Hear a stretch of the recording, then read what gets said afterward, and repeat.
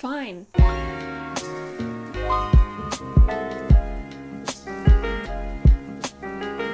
Alright, so the last video I posted was me dyeing my hair pink, and I got tired of it within like a week and a half, so I used a clarifying thing to get rid of it. You know, what shocker, right? But speaking of hair, there's a lot going on right now, and self-care has become more and more important as the days go by, and that's why I want to thank Function of Beauty for sponsoring today's video. They make custom hair products that are delivered straight to your door. All you do is fill out a 2-minute quiz where you describe your hair type, what hair goals you have, what color you want it to be, what fragrance you want it to have. Literally everything is customized to you, straight to your name being on the bottle. Like, those bottles are mine. I don't want you looking, I don't want you in the same room, don't even so much as think. But seriously, my hair is curly and complicated and bleached to smithereens, so I can't use drugstore products, but it was really handy to get to fill out this quiz and say exactly what I want and what kind of hair type I have, instead of sitting in the floor of a Sally's for 20 minutes debating between 2 types of curl creams. I love everything I've tried from them, but my favorite is definitely the leave-in treatment. It helps maintain my natural curls and also, you know, just keep them healthy but not weigh them down, because that's just really hard for me to find. My hair is weird, I don't know. Function of Beauty offers a subscription service where you can have it delivered to your house every month, 2, 3, even 6 months apart. Click the link down below, you get 20% off your first order, and you support me in the process. Thank you. So thank you again to Function of Beauty for sponsoring this video and for continuing to support creators like myself in times like this. Alright lads, it's time to cross some animals. Basically the premise of this video is me talking about my experience with Animal Crossing, having gone from Wild World on DS from like 2006 to New Horizons on the Switch. I didn't even own a Switch before Animal Crossing came out. This is all new to me. I've loved Animal Crossing ever since I first started playing it when I was like 10 years old, so almost 14 years. And going from Wild World on a DS Lite, not DSi, not 3DS like you kids, no. The DS Lite. I don't even know how I stared at this tiny screen for hours on end, but boy did I. Now that I've been playing New Horizons for a little over a month now, I don't know what I did in Wild World. I did something, because I killed many an hour in Wild World. There was no DIY anything. I don't even remember tools breaking, and if they did, it wasn't often, and once you got the gold tools, nothing broke anymore, which just makes sense. People argue, but the DIY station still has a purpose without making your tools every 30 seconds. You can still make furniture with it. There was no pole vaulting, there was no ladders, there was no choosing where villagers go or where bridges go. Definitely no terraforming. You pulled up weeds just because they appeared in your town when you hadn't played too often, but they just disappeared into thin air. You definitely didn't collect them and get to sell them for a nice profit. You couldn't even shake a tree with your net in your hand. So if bees were coming, that's it, game over. Maybe you could and I just never figured it out. And Tom Nook acted much more stiff and cold, and he said, after every single phrase. Every time you walked in the store, you had to listen to his spiel about welcoming you or whatever, and it went on, and you had to keep clicking to get through it just because you were coming in for the 4th time that day to sell some fish, and it was as if it was the first time he's ever met you in his life. And every time you left, you had to go through his goodbye speech just to walk out the door. But now it makes sense. They greet you once a day because they see you first thing, they're like, hello, welcome to the store. And then by the 7th time they've seen you that day, they're not still like, hello, welcome to the store. They're just like, back again? More tarantulas. And I know what some of you are thinking, but this existed in New Leaf. I didn't have it. This is my experience going strictly from freaking Wild World 2005 to New Horizons. It's insane. Like, I just feel like I want to share my experience because it feels very unique to me as someone who does genuinely love Animal Crossing, but also just didn't keep up with new gaming consoles or whatever. Like, I got one thing and I kept it for years. I still got the stylus for it. People are shocked by that. This video is not interesting, I'm sorry. Maybe just if you look at it as if I'm a time traveler, or that you've time traveled and you've given me something new and I've never seen anything like it, and it's like technology that's advanced my age by over a decade. I'm like morbidly fascinated by the idea of if I could time travel, going back in time and showing people who like built the pyramids a cell phone, you know, just show them like my iPhone, just see what they would do. Probably burn me for being a witch. Going from a game from 2005 to a game in 2020. That's not even a real year. I do want to talk about why myself and so many others love the game so deeply. I know there's a lot of new people coming in who have not played the game before and are falling in love with it with New Horizons, and that's great. Like, I am not one of those people who's gonna be like, Oh, I was here first, you don't love it as much as I do. I feel like we all find Animal Crossing if it's something that speaks to you at a time when we need it. So maybe just whoever is joining now, they just didn't need it before and now they do, or it's just a fun game and I'm the only one who gets emotionally attached to things. You know, I mean, obviously a lot of people are getting into it now because we are quite literally stuck in our homes with absolutely nothing else to do. But in a way, it's a good thing because people are discovering it during this time because, like I said, I feel like you find it when you need it.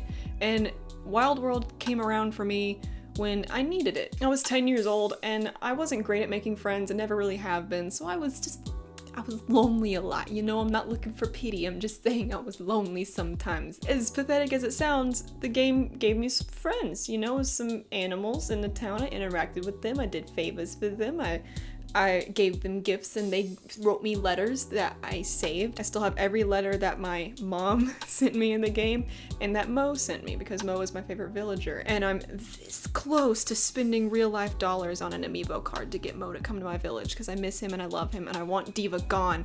I want her gone. Do you hear me? I'm sick of her. I'm telling you, there's not a single villager I experienced in Wild World that I hate as much as Diva. But it really took root in my life when I was around 12 because I more or less was stuck at home for the last half of my 7th grade year with an autonomic nervous system issue. Don't need to get into it, but basically I was too sick to go to school. I am no stranger to quarantine and losing the last semester of whatever school period you're in. I don't know why I said that really weird, but I'm not going back. I'm moving forward. We're bulldozing through this. Anyway, I was home. I was lonely. I was sick. I couldn't really leave my bed a whole lot. So I had Animal Crossing. And the thing about Animal Crossing is it gives you little tasks to do through the day, and it gives you little interactions with, though fake, little characters with different personalities. It kind of fills a void. It definitely isn't supposed to take place of, you know, normal human life. But whenever you're in a time where you just don't have access to it, like now, or like I did when I was 12, it's definitely beneficial for your brain, in my opinion, because I could just lay in bed and stare at the TV and just do absolutely nothing, or I could play this game. And while video games are known to rot your brain, at least you're doing something. Like I had tasks, I had things I needed to do every day. I need to make sure I water my flowers, that I talk to my favorite villagers, maybe send them a letter or a gift. I don't know. Shake the trees, look for furniture, watch out for wasps. Break my tools 7 times, rebuild them at the DIY station. There's little tasks I know every day when I get in the game that I need to complete in order to achieve little goals in the game, because right now I don't have a lot going on in my real life. So my main goal is to blow up and act like I don't know nobody. No, but my main goal is to breed certain kinds of flowers. For some reason I've become obsessed with that. So it gives you a routine to follow, which is really important for, especially now, but also for people who deal with things mentally or people who are stuck at home. It gives you a routine to follow. It gives you consistency. It gives you little tasks that even if it's a video game, at least you completed something. You did something. And it makes you feel a little better than if you did absolutely nothing and just binge watched another season of Parks and Rec that you've seen way too many times to count. It's unhealthy. Someone stop me. I'm gonna watch Parks and Rec after this anyway. Maybe Community. Maybe spice it up. Either way, just shut my brain off. But at least when you're playing the game, you can't shut your brain off. You have to think, okay, I'm gonna terraform this area. Do I want a waterfall here? Oh no, I messed it up. Let me fix it. I actually hate this. Let me destroy everything I did yesterday and rebuild it from the ground up. But I feel like it's helping me at least have little goals, and I do feel like some days when I play the game that I'm more productive that day because it gets my brain in that sort of mindset of completing small tasks and not being overwhelmed by everything I need to do that day, but just little things I need to do that day. And while you have daily tasks that you probably should complete, you don't have to do squat. If you want to spend 6 hours fishing, have at it. No one's gonna stop you except for maybe your fishing pole breaking 7 times. But you know, or I spend hours. I have spent 50% of my time in this game hunting tarantulas. There were no tarantulas in Wild World. I have never experienced such a thrill in my life. That is my favorite thing to do in this stupid game, is go to an island, demolish it, and then hunt tarantulas for hours. I mean, yeah, you got a loan to pay off, but in defense of Tom Nook, he is a good man. I don't know what kind of animal he is, but he's good. He literally just wants you to pay him back for building your house. He has to get the supplies and the labor. He's not a landlord. He's not renting it to you. He's just like, hey, I built this and it's for you. Here you go. You can pay me back literally whenever, you don't even have to pay him back. You won't get a bigger house, but if you're content with the house you have now, you don't have to pay him back. Okay, he doesn't charge you interest. He could easily turn on us, so I do have a healthy amount of fear for him, but he's a good man. I know I'm going to waste a huge chunk of my life sitting on a couch, so I could either spend it staring at the TV and doing nothing, or I could stare at the TV and be, you know, it's exercising your brain. I feel like it's healthy for your brain. It's maybe not the healthiest, but it's healthier than just watching a show that you've already seen, or even a new show, and just zoning out, as good as that feels. But also, I feel better after playing Animal Crossing. And not to mention the friends that I've made specifically from playing Animal Crossing, because I always played Wild World alone. I never had friends to play Wild World with. Back when I was playing it, I thought I was like one of the very few people in the world who knew about this game.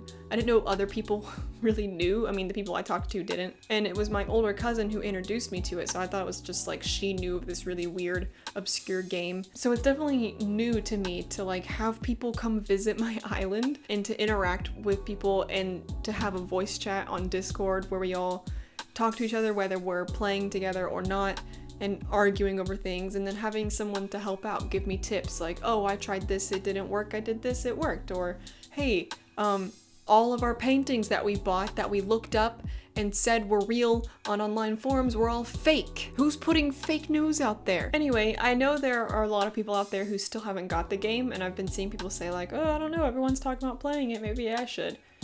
I think give it a shot. I think it's really good and beneficial for your mental health, as weird as that sounds, playing video games. But it's just so unique, and fun fact, the guy who created it, and forgive me, I don't remember his name, he created the game after moving far away from his home, I believe to Japan, and he was alone in this big city and he didn't know anybody, and he just really wished he had a community and that things were simpler to make friends. And that's kind of what gave birth to the game, in essence, is this idea of moving to a new town, which is exactly what happened in all the previous versions of the game, except for now, you know, you create an island and build it from the ground up, but you used to just move straight in and everybody was already there, and you were the new guy. And it's just making friends with the villagers who are all animals and you're the only human, and it just makes sense, I guess, I don't know. It's simple, it's lighthearted, nothing bad can happen to you other than, you know, wasps. So yeah, I mean, if you have the resources, I know Switches are expensive, I literally went into debt to get one, but I don't regret it. I should, probably. Anyway, I guess I don't really know the point of this video other than I just wanted to talk about Animal Crossing and how much I love that game and how much I love the villagers and how they are nicer to me than most humans I've ever interacted with, and it just feels good. I know they're not real, but they're real in here, okay? Cranston watered my flowers for me, and I will forever be in debt to him. Anyway, thank you for watching. Thank you again to Function of Beauty for sponsoring this video.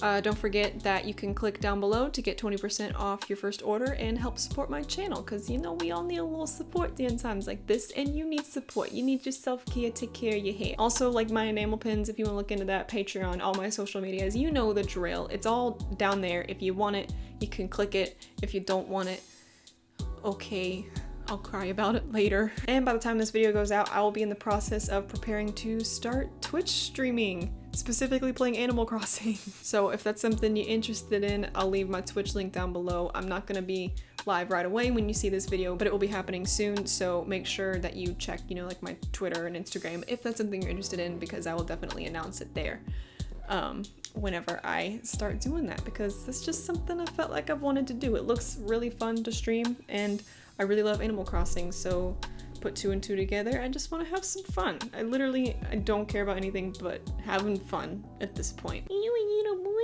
Thank you for watching, and I'll see you in the next one. Peace.